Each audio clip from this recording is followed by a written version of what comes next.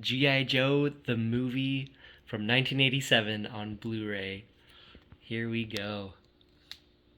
Watched this with my kids today, and it was special. So I grew up watching this movie all the time. We had it recorded on a VHS tape that shared a space with the Alvin and the Chipmunks movie.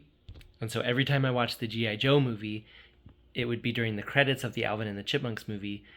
It would, like, mid credits, it would all of a sudden like wig out, like with the VHS tracking, it would be like, and then this would happen.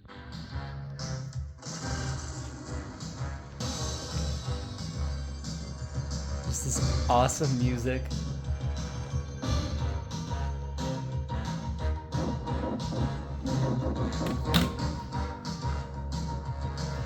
Anyway, so yeah, I'd be watching the credits to the Alvin and the Chipmunks movie, and then all of a sudden it would just be like, and then it's like dun dun dun dun dun, and all of a sudden, Cobra. If you know, you know. Here is a little tour of. This is probably the last GI Joes that I have, and these last three aren't even mine. I stole them from my brothers. So brothers, if you're watching this, you know where they are if you want to come get them. So you got this guy, one of like the gunner guys from like 1985, 86ish. And then you've got a Storm Shadow. This is a 1991 version. And then this guy, I don't know this guy's name, but he's like from 92. And then you have a 97 and then 2002 guys. So they're a lot more articulated. But yeah, these are my last remaining guys. Listen to this.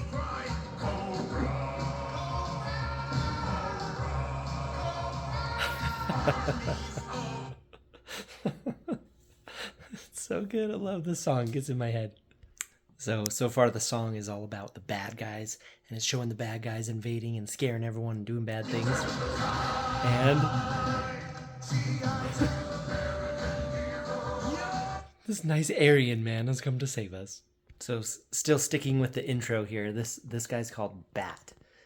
He was like a robot, and this explosion has stuck with me my whole life. Just look how cool this explosion is. We're gonna do it in slow motion. Look at this thing. Yeah, I had a toy of this and I loved it. He had like switchable parts or something. I don't remember, but look at that. It gets hit like in the head, neck / shoulder and just explodes and flips around. That is a good slow motion explosion right there. This movie, I saw this so many times when I was little. It just fueled my imagination for playing with toys my whole life. And by playing with toys, I mean as a child. I don't play with toys anymore. I'm grown up. All right, look at this cool part as Cobra Commander takes a bomb down. Watch, it's gonna do a Dutch angle right here. See that? How the camera it zoomed in and kind of turned sideways, so it's kind of this off angle.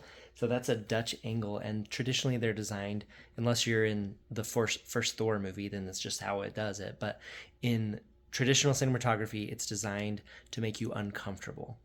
Or uneasy or unsettled to have that Dutch angle. And so I think it's so cool in this kids cartoon, you have Cobra Commander setting a bomb, which is like a bad, scary thing.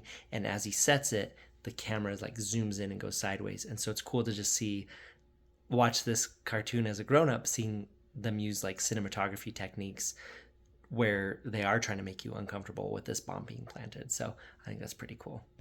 You can tell it's a Dutch angle by the way it is. Neat. One thing that I think is really funny in G.I. Joe is all of the unique. So there's like the generic like soldiery people in the background, but all like the unique named characters, good guys and bad guys, they always just keep their same outfit on, like no matter what the weather or the situation. Like there's a guy here like just ninja kicking people in bare feet while there's just like fire everywhere. Look at this. Right there in the background. He's just like standing there in fire in bare feet. And it's just like their costumes are pretty ridiculous. All right, so this show's really interesting. Obviously, I'm just talking about the movie here, but I think a lot of this applies to the TV show. So it's like a combat show, but it's for kids. So there's all kinds of interesting choices they made, like making the bat robots where they can blast them and whatever. Kind of like Ninja Turtles had the foot soldiers that were robots. But one thing I think this show does to kind of like soften the edge of the violence is all of the guns, like even though they have like magazines and they have shells that come out, it's all like lasers. It's like pew pew pew pew, like pew pew sounds instead of like pop pop. Like, and so I think that's a way to kind of soften it and not make it as like violent, if that makes sense. Like, listen to the guns here. Special Mission Force. Its purpose to defend human freedom against Cobra, Hear that? a ruthless terrorist organization. So it's just a lot of like, it's okay. They're just zapping each other. You know, they're not like blamming each other with loud guns. They're just pew pew pew. So anyway, that's what I think. I think it's just another way to kind of soften the violent edge. So you got the opening credits. Burgess Meredith as Globulus. Burgess Meredith? The guy from Rocky. He's the Rocky guy. He's in here. Anyway, so it's fun to hear his voice as the scary bad guy Globulus. All right, listen to good old Burgess Meredith right here in one of my favorite lines of his. Trifle melodramatic, but instructive. Nemesis Enforcer, take him away. Anyway, he wants to go discard Cobra, and the Serpentor's like, put him with the Joes, and then anyway, that's his line. He's like, it's kind of melodramatic. Anyway, it's the Rocky guy's voice in G.I. Joe. It's great. I love how these 80s cartoons always have like infighting among the leadership. Like right here, you've got Serpentor and Cobra Commander just like fighting over who's more incompetent. Leadership is at the very heart of this matter, but So, it is not mine. is that Shredder's that is voice? Cobra Commander. That sounds like Shredder's voice. Your ego-driven stupidity has converted victory to catastrophe for the last time. Go ahead. And of course, you have Starscream's voice right there. So there's a lot of voice lending in these shows. But I love this. These guys all step up and basically trash Cobra Commander as a terrible commander, which is funny because you have the TV show where this is one thing that actually frustrates me about these 80s TV shows like Transformers and G.I. Joe is that the bad guys and good guys would get together and they would fight, and then no one would die and there would be no consequences, and they would be like, I'll get you next time, and they would just both go their separate ways. And so what's funny in this show is they're calling out the incompetent leadership of Cobra Commander, and they're all like piling on, being like, you're super incompetent. Here's some of their fun lines. So he calls on his buddies to speak of what a good leader he is. Cobra Commander is a world-class buffoon. Anyway, then they just go on to just like pile on the insults, to be like time after time after time, like, you've screwed it up. So it's actually, it almost like makes this movie more legitimate because it's acknowledging that he's been a world-class buffoon of a leader in the TV show. So I like that it's like going forward from there. It's not, you know, that you're not just going to get another episode of the show, basically. So speaking of the Blu-ray, real quick on this beautiful freeze frame here, here's how it looks. It's the Shout Factory version. So this looks better than it ever has. But that being said, it's really rough, actually. There's a lot of film dirt and debris, and there's actually quite a few film scratches where you see that black line just in the middle of the scene for a little while. So there's a lot of damage on this thing, and it's pretty rough looking. So I would actually love to see a 4K restoration of this show with HDR. I think it would just take it to the next level and perpetuate it into the future. So as it is now, it's watchable, but I mean, it's gritty. It's not like a VHS because you have the resolution, but I mean, it's a rough watch, and it's a 2.0 audio. I don't know what if they actually created a surround sound for the theatrical mix for this, but yeah, it needs a remaster. So the Blu-ray is the best it's ever looked, but I mean, it's rough. So like, it's the best way possible to watch it. So I'm on the edge of my seat waiting for a 4K of this. Who knows if it'll ever come. All right, I don't know if my speaker's gonna pick it up, but now we cut back to the G.I. Joes, and they have their BET, the broadcast energy transmitter or something, and they're getting it working. And there's a background voice that I swear I've never noticed before. So, see if I can point it out to you.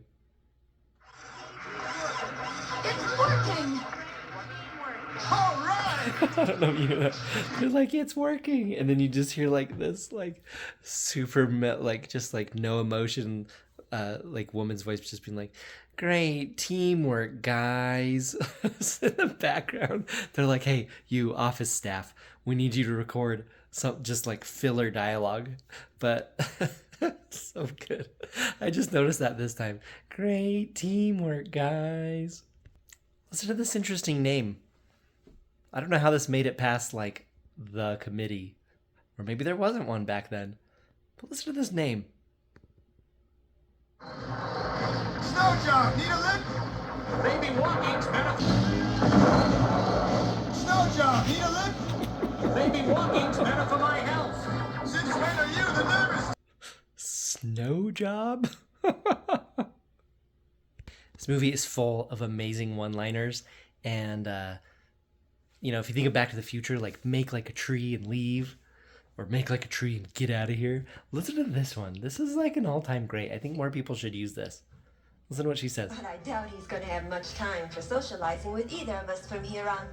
Now make like an amoeba and split. Science joke. You know what's another funny thing about these 80s shows? Just the sheer amount of crap that would not fly in movies today. So even though like the point of what Lieutenant Falcon's going to do here is that he's being kind of inappropriate, like I don't even think a movie would let this in here, especially like an animated kids movie. But look at this workplace sexual harassment right here. This is pretty crazy. Creeps up behind her. Nice legs for a grease monkey, soldier. Falcon! Ow! Want me to kiss it and make it better? Consider this motor pool enemy territory. You're supposed to be glad to... Dang, Lieutenant Falcon, that is you can get in big trouble for all of that nowadays. So, wow. Anyway, what not to do? There should be a PSA on sexual harassment featuring Lieutenant Falcon as the perpetrator. If your coworker touches you and you don't like it, that's bad. Show Falcon and just be like, and now you know, and knowing's half the battle. Watch out for this guy at work. All right, here comes one of my all-time favorite lines in this movie.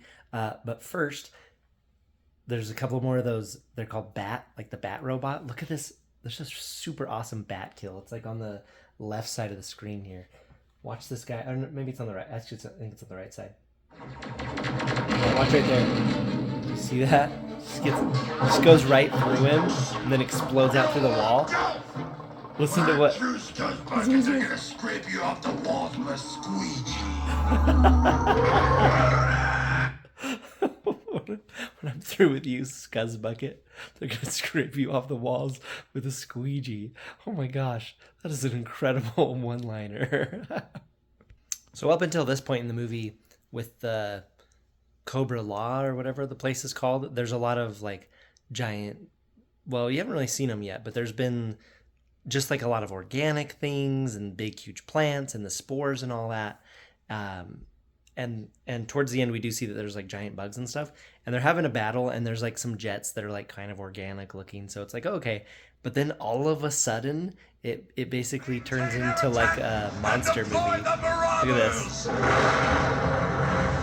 Oh, what the heck? It's like, I just feel like watching this movie is like you're playing with toys. It's like, and then this happens, and then this happens. Then you just grab like some unfranchise related monster from somewhere else. And you're like, and then this thing pops through the wall and attacks, and it's like whoever wrote this end battle is just like, and then this creature, and then this creature. So it just kind of gets like, as a little kid, it just felt like right at home, like it made sense. But now watching it, it's just like, where do these huge monsters suddenly come from? Anyway, later in the movie, we do get to see more of them, but suddenly feels like I'm watching like Mothra. All right, so Duke just took a snake spear to the chest, and in 1986, Transformers the movie killed Optimus Prime and ruined a lot of kids' lives.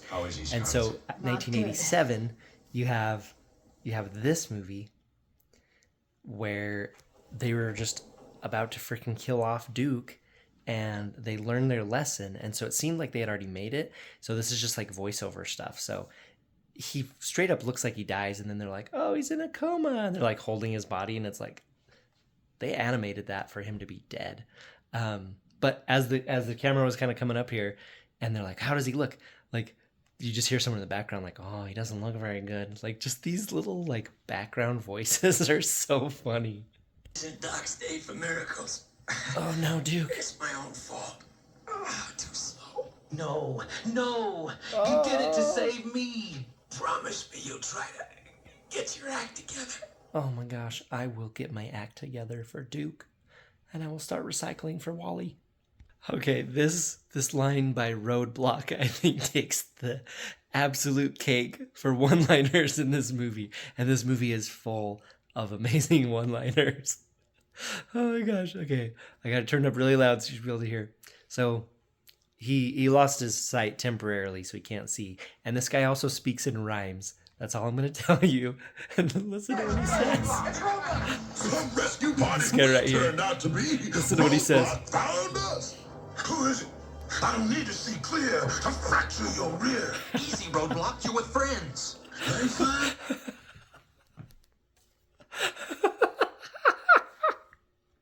I don't need to see clear to fracture your rear. I challenge everybody, all 16 of you that are going to watch this, to use that in your daily life somewhere. I don't need to see clear to fracture your rear. Please use that in your daily life. It will probably get you the promotion you've been looking for. I love Sergeant Slaughter hitting this giant bug in the face with his gun. Using it for a bridge. It's so good.